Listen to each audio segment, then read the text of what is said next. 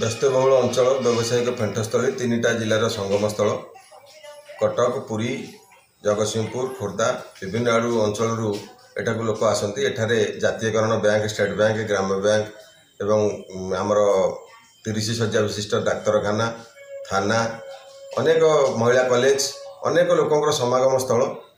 ଏଠାରେ ଦୀର୍ଘ 3 ବର୍ଷ ହେବ ଏକ ସର୍ବସାଧାରଣ ପାଇଁ ଶୌଚାଳୟ ଭୋଦର ଗ୍ରାମ ପଞ୍ଚାୟତର ତତ୍କାଳୀନ ସରପଞ୍ଚ ନିର୍ମାଣ କରିଥିଲେ।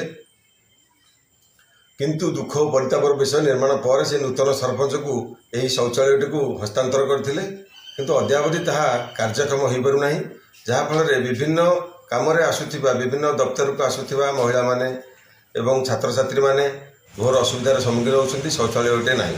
ଏ ସମ୍ପର୍କରେ ଗତକାଲି ଜିଲ୍ଲାପାଳଙ୍କ ଏକ ସାକ୍ଷାତକାର ହୋଇଥିଲା ଆମର ନିମାପଡ଼ା ବ୍ଲକରେ। ସେଥି ମଧ୍ୟ ଏକ ଦାବିପତ୍ର ଦିଆଯାଇଛି। ତୁରନ୍ତ ଏହି ଶୌଚାଳୟଟିକୁ କାର୍ଯ୍ୟକ୍ଷମ କରିବା ପାଇଁ ଏହି ଅଞ୍ଚଳର ବୁଦ୍ଧିଜୀବୀମାନେ ମହିଳାମାନେ ଛାତ୍ରୀମାନେ ଦାବି କରୁଛନ୍ତି।